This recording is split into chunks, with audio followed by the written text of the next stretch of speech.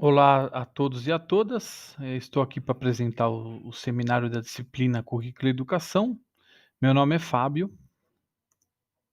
Então aqui trago para vocês aí o tema Currículo e Programas em Educação Profissional. Ele foi publicado na revista Currículo da PUC São Paulo.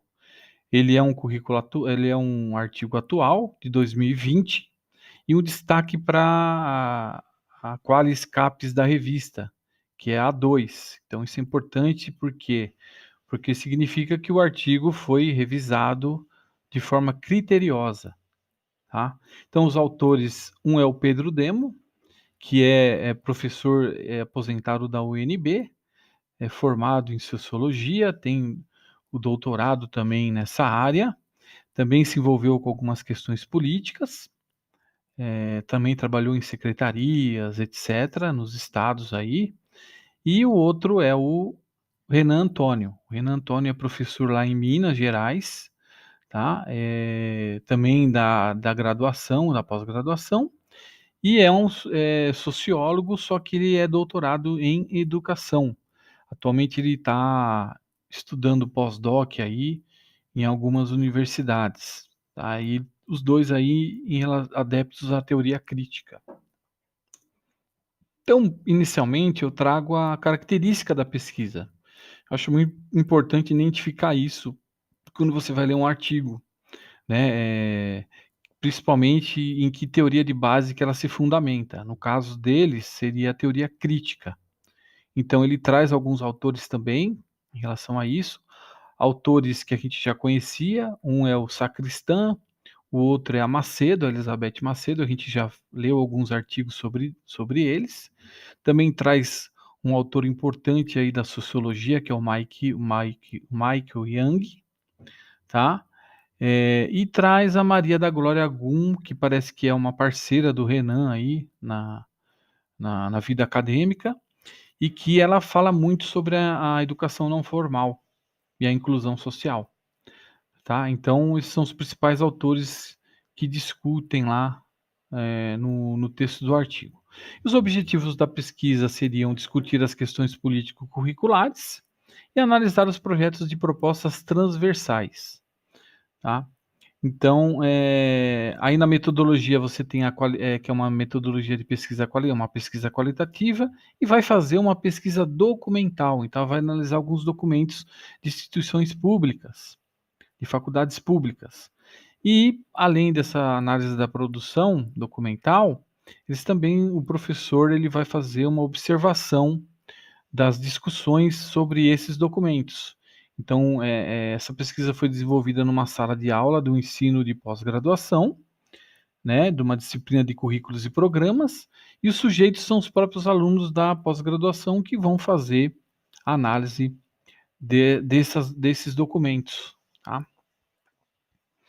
Então, aqui trazendo um pouco do contexto do que tem lá no texto do artigo, eles dividem aí em educação formal, então eles explicam a questão da educação formal e que tem uma função mais gerencial, organizadora, unificadora, né, uma função que determina, prescreve o que precisa ensinar e o que precisa ser aprendido. Então, tem essas características aí, a educação formal.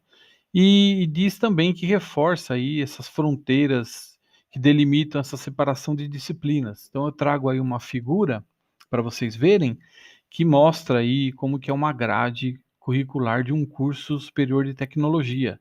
Então são separados por semestres, com caixinhas. Então eles protagonizam aí o ensino formal, essa questão da separação, né, da divisão, tá?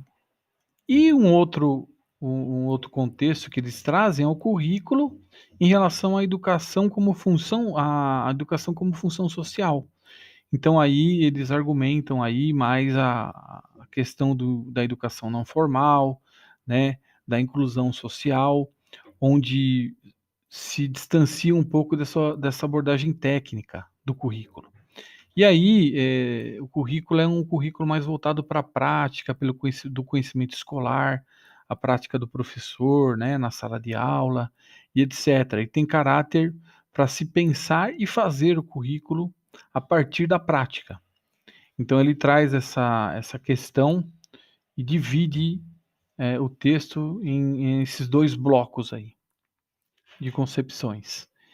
E também, além de discutir bastante a educação não formal, explicar, as finalidades da educação não formal, traz também várias leis. Além da LDB, traz essa lei que eu achei interessante aqui mostrar para vocês, que é uma lei que meio que avalia a instituição escolar pela sua responsabilidade social, na inclusão social do seu entorno. Então isso é interessante, né, eu não tinha essa informação, eu acabei pegando ao ler o artigo. Então a instituição ela é avaliada se ela faz, ações para a inclusão social. Ok, e aí eu acabei me fazendo essa questão, né, o artigo não tem essa questão, eu acabei me fazendo essa questão. Estava lendo, né, eu falei: "Mas como que no âmbito do ensino tecnológico, como seria possível fazer essa inclusão e a implantação dessa educação não formal?". Se é um contexto, assim, bem tecnicista, né, que tem essa função para atender o mercado de trabalho. E aí, no decorrer do texto, eles explicam que através dos cursos de extensão, é possível fazer isso. Então, essa informação eles trazem lá já analisando os documentos pelos planos de gestão da instituição. Então eles trazem já essa informação de lá. Então, através dos cursos de extensão é possível fazer a inclusão da educação não formal e cursos voltados para a área da responsabilidade social. E também nessa análise documental, eles também, identificam 7 cursos que estão voltados para educação não formal e a responsabilidade social. Dentre eles aí, cursos para pessoal de terceira idade, para pessoas carentes, né, de ler e escrever, cursos voltados para sustentabilidade. Então eles identificaram 7 cursos, né, voltados para essa educação não formal. Além disso, eles verificaram que das 58 ações que foram analisadas, 35 o protagonismo era do professor. Então interessante também que o professor tem esse protagonismo ao executar ou ao propor, cursos de extensão. Não trazem a quantidade de documentos que eles analisaram, achei muito estranho não ter essa informação, mas eles não trazem essa informação, tá. Só falam que são de planos de gestão de instituições públicas do estado de São Paulo. Aí finalizando, algumas conclusões que eles tiveram lá, em relação às instituições, que é possível integrar, né, conhecimentos de contextos extracurriculares, então é possível fazer isso na educação tecnológica. E isso também traz com que as pessoas que estão inseridas na educação tecnológica tenham reflexões sobre a própria prática formal. Então, há esse contexto aí, né. E fortalece o pertencimento social da comunidade do seu entorno. E uma outra, conclusão interessante que eles trazem, é que essa educação não formal, ela não tem burocratização para ser executada, né. Os cursos de extensão, requer a aprovação da congregação da instituição, e não de hierarquias superiores. Então a possibilidade é muito grande de fazer essa inclusão na educação tecnológica.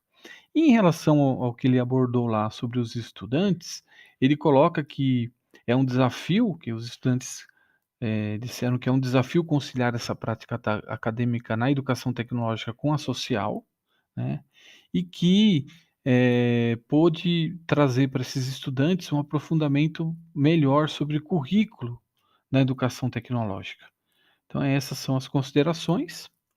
Queria agradecer e até uma próxima aí. Muito obrigado.